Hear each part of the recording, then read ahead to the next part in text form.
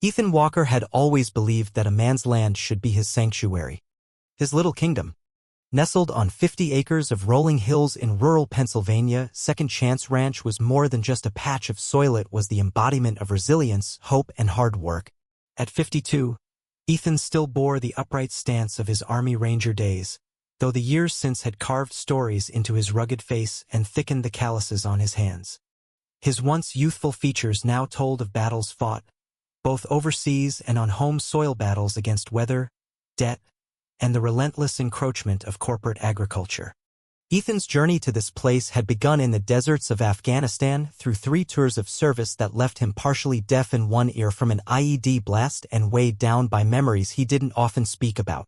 When he returned home, restless and looking for purpose, he'd purchased this struggling farm with a VA loan and the few savings he'd managed to hold on to. While his peers found second careers in security or government contracting, Ethan found his solace here, in the soil. But Second Chance Ranch, aptly named, had tested every bit of his resolve. Seasons of drought, unpredictable storms, and the constant whisper of buyout offers from AgriCorp, a sprawling agricultural conglomerate eager to gobble up the remaining family-owned farms in the region, had worn thin the dream he'd worked so hard to build.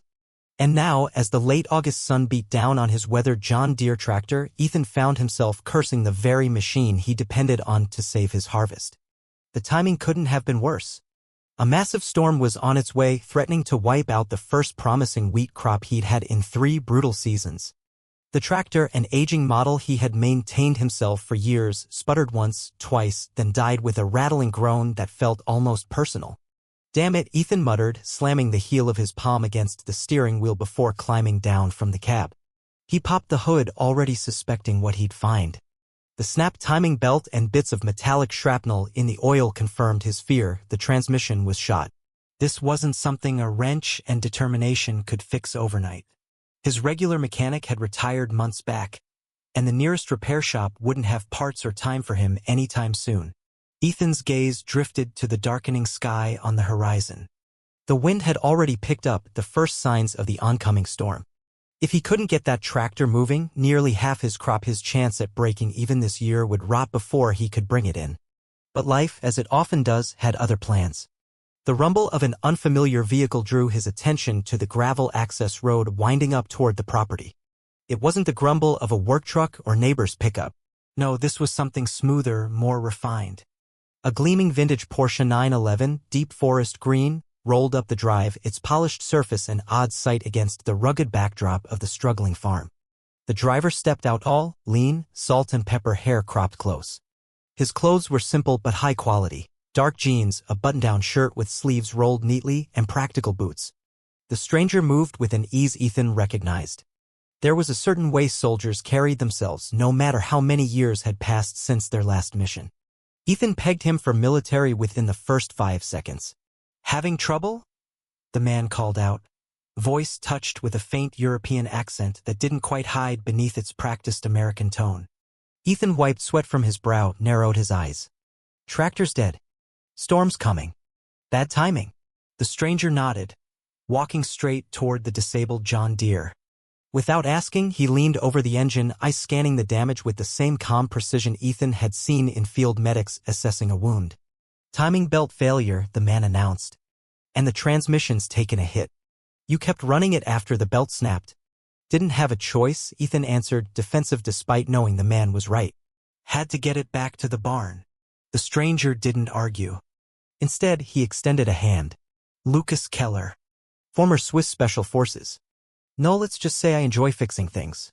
Ethan raised an eyebrow but shook the offered hand, feeling the strength in Keller's grip. "What brings a Swiss mechanic to rural Pennsylvania in a Porsche?" Lucas offered the faintest smile. "Let's just say I was in the neighborhood." Before Ethan could press further, Keller was already at the back of the Porsche, popping the trunk to reveal a meticulously organized toolset. Not the cobbled-together kit of a hobbyist, but the kind of setup Ethan had only seen in military motor pools or professional shops. "You carry this around for fun?" Ethan asked. "Everywhere I go." Keller selected a handful of tools, then looked Ethan square in the eye. "Do you want the tractor running, or do you want to keep asking questions until the storm hits?" Ethan couldn't argue with that logic.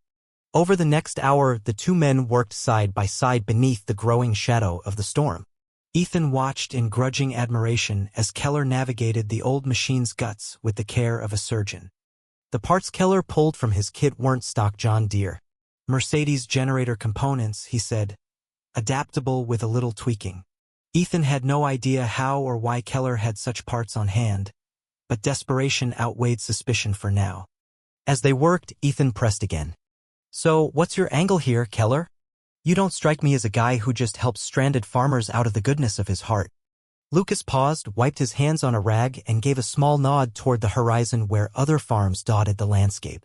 "You've turned down Agricorp's offers, haven't you?" Ethan's eyes narrowed. "How would you know that?" "It's my job to know. And because you did, they'll keep coming. Harder, meaner. Not just offers. Pressure. Sabotage if they have to. I've seen this playbook before in different theaters, under different flags. The tactics don't change." Ethan folded his arms across his chest, watching Keller closely. The storm clouds weren't the only thing darkening the air between them now. "Why do you care?" Lucas reached into his pocket and pulled out a small metallic key. Its surface gleamed even in the dimming light, engraved with the words Zurich National. "Because sometimes debts aren't just financial. Sometimes they're owed across generations." Ethan stared at the key, then back at Keller. Whatever this man was, he wasn't just a wandering mechanic with good timing. Keller's next words confirmed it. "Your grandfather, Colonel Jacob Walker, worked with my grandfather near the end of the war. They uncovered a series of Swiss-held accounts Nazi assets looted during the collapse of the Reich. They made a pact. Any unclaimed funds would be held, protected, and one day used to fight oppression of a different kind, the kind that wears a suit instead of a uniform." Ethan's heart thudded in his chest. His grandfather had been tight-lipped about the war. He knew the man had served, but this? This was history Ethan had never heard. Keller placed the key into Ethan's palm, closing his calloused fingers around it. "Your family is part of that legacy. And right now, this fight the one Agricorp is bringing to your doorstep is exactly the kind of battle they meant to fund." The first drops of rain began to fall as Ethan stared down at the key, realizing his fight for the farm had never really been his alone. It was part of something larger, a struggle that had begun long before he'd ever set foot on this land. And maybe, just maybe, the tide was about to turn.